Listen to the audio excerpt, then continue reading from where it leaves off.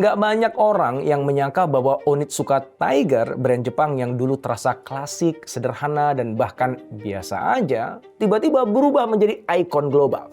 Sepatu bersol tipis itu kini dicari wisatawan di setiap sudut Tokyo. Dibeli sebagai oleh-oleh wajib dari Jepang. Dipamerkan Gen Z, layaknya barang temuan langka yang hanya muncul sekali dalam satu tren. Model yang dulu hanya diminati penggemar gaya retro, kini diburu sampai beberapa warna ludes dalam hitungan jam. Gak hanya di jalanan Shibuya, hype-nya pun bahkan menular ke pasar saham. Saham Essex Corp, perusahaan induknya, melonjak hampir 3 kali lipat dalam 2 tahun terakhir, mengalahkan pertumbuhan Adidas dan Nike. Dari Tokyo sampai Milan, dari TikTok sampai runway, dunia seperti kompak menjadikan Onitsuka Tiger sebagai simbol gaya baru. Pertanyaannya, bagaimana sepatu retro yang lahir puluhan tahun lalu bisa menaklukkan Gen Z, generasi yang terkenal cepat bosan dan selektif? Apa rahasia dari daya pikatnya? Dan penting bagi kita sebagai pebisnis di Indonesia, apa pelajaran yang bisa dipetik untuk menaklukkan hati Gen Z di pasar kita sendiri?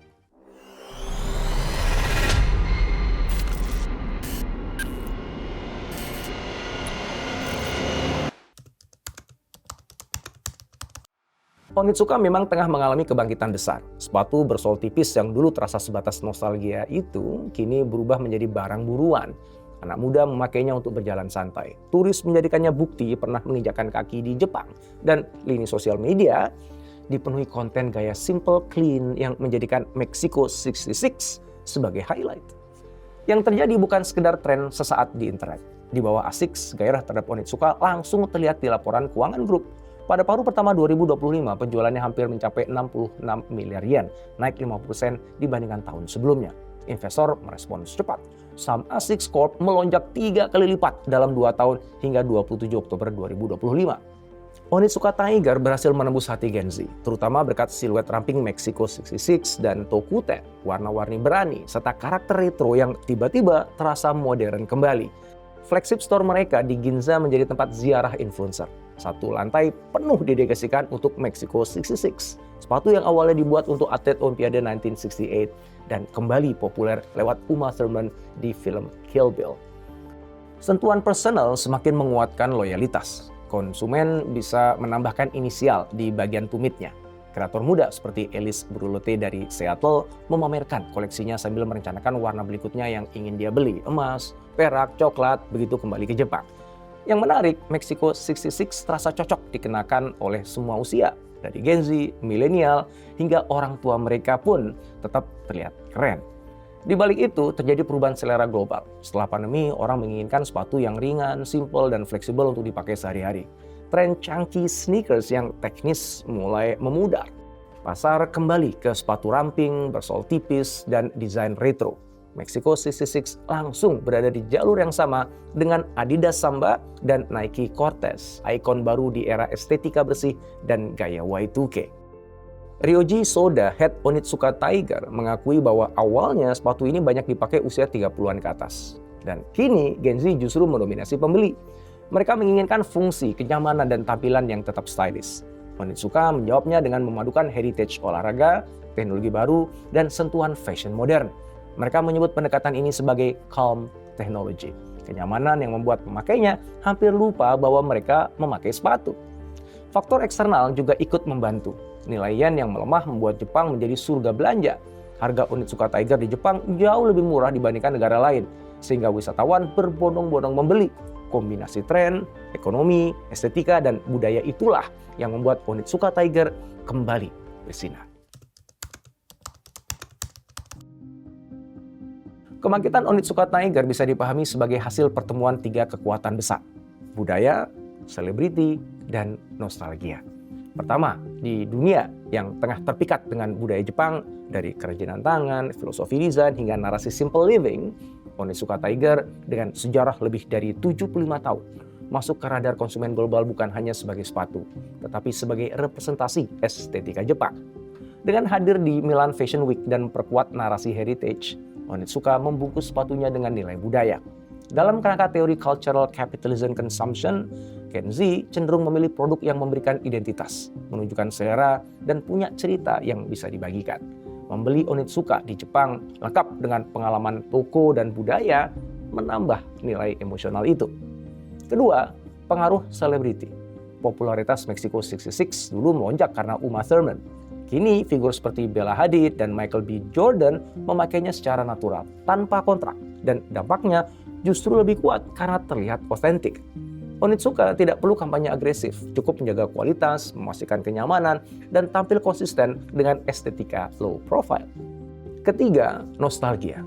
Mexico 66 membawa sejarah panjang sejak Olimpiade 60-an, muncul dalam film cult dan menjadi favorit komunitas indie. Ketika tren Y2K dan gaya retro kembali naik, Mexico 66 berada di tempat pusat arus tersebut.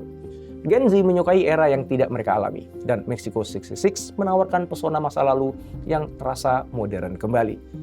Konten Onitsuka di TikTok mencapai ratusan juta tayangan, bukti bahwa nostalgia bukan gimmick, tapi mesin yang kuat.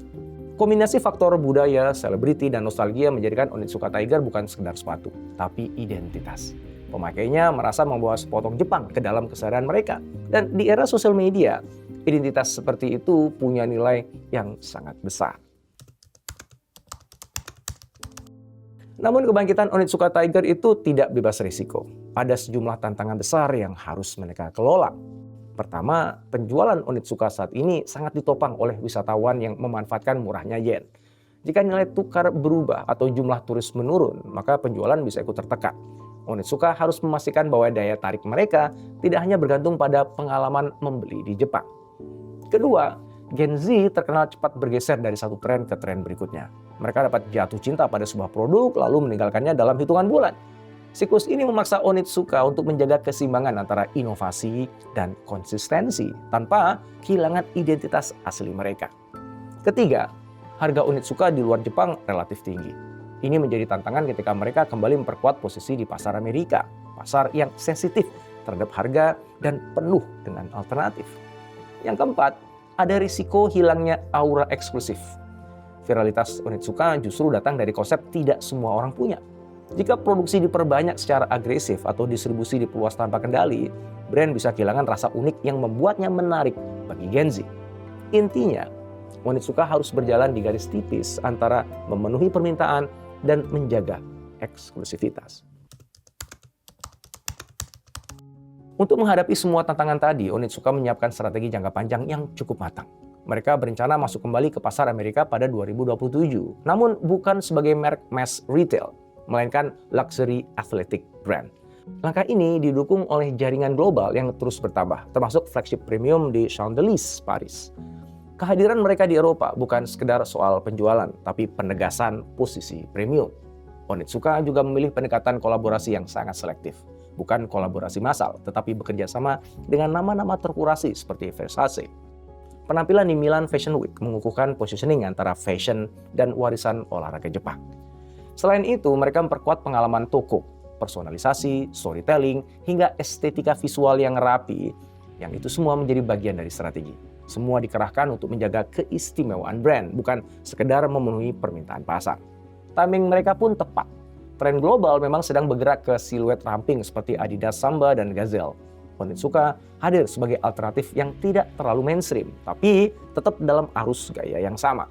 Dengan memadukan positioning premium, nilai budaya Jepang, strategi kolaborasi yang selektif, dan ekspansi global yang terukur, Onitsuka Tiger berupaya memastikan bahwa kebangkitannya tidak hanya menjadi tren singkat, melainkan fondasi pertumbuhan jangka panjang. Kisah Onitsuka Tiger terasa relevan bagi Indonesia karena kita punya modal yang serupa. Industri sepatu yang kuat, kemampuan produksi berkualitas tinggi, dan kekayaan budaya yang tak terhingga. Banyak brand lokal mulai tampil dan mengundang perhatian, namun belum banyak yang memadukan kualitas, storytelling budaya, dan desain modern dalam satu paket yang solid. Gen Z, kelompok terbesar populasi kita, tidak sekedar membeli produk. Mereka membeli pengalaman. Mereka ingin merasa punya cerita, merasa bagian dari komunitas, merasa berbeda. Itu sebabnya atmosfer toko, narasi di media sosial, hingga ritual pembelian menjadi elemen penting yang bisa mempengaruhi keputusan mereka. Scarcity yang terkontrol juga dapat menjadi senjata. Koleksi terbatas, warna eksklusif, atau kolaborasi kecil dengan kreator Indonesia dalam menciptakan percakapan yang kuat tanpa budget promosi yang besar. Yang penting, eksklusif tapi tetap terjangkau. Brand Indonesia juga bisa belajar tentang kekuatan identitas visual yang konsisten. Di era digital, gaya dan tone gambar yang konsisten lebih berkesan dibandingkan gimmick sesaat. Dengan memadukan kualitas produksi, narasi budaya, dan estetika visual, serta pengalaman pelanggan, Indonesia punya peluang besar melahirkan ikon sepatu yang diperhitungkan secara regional. Ada 3 pelajaran penting dari kebangkitan Onitsuka Tiger. Yang pertama, budaya dan storytelling mampu menyaingi iklan yang paling mahal. Gen Z mencari makna, bukan sekedar produk. Mereka ingin tahu asal-usul, filosofi, dan cerita di balik barang yang mereka pakai. Ketika sebuah brand mampu menjahit nilai budaya ke dalam produknya, barang itu berubah menjadi pengalaman emosional. Yang kedua, kekuatan eksklusivitas. Tidak semua produk harus hadir di setiap toko. Kelangkaan yang terkontrol menciptakan rasa penasaran dan keterikatan emosional yang lebih dalam. Onitsuka membuktikan bahwa hype dapat hadir secara organik ketika pengalaman pembelian dibuat lebih personal. Ketiga, nilai keabadian dalam desain yang timeless. Mexico 66 sukses karena tidak memaksakan diri mengikuti setiap tren. Kesederhanaannya justru membuatnya relevan lintas generasi. Kekuatan seringkali terletak pada keberanian menjaga jati diri. Pada akhirnya, kebangkitan Onitsuka Tiger menunjukkan bahwa sebuah brand dapat tumbuh besar ketika memiliki makna yang ikut berjalan bersama pemakainya. Gen Z tidak hanya mencari barang, mereka mencari rasa, identitas, dan cerita. Pertanyaannya untuk kita, cerita apa yang ingin brand Anda tawarkan kepada Gen Z? Karena dengan cerita yang tepat, brand tidak hanya hadir di rak toko, tetapi hidup di hati orang yang memakainya.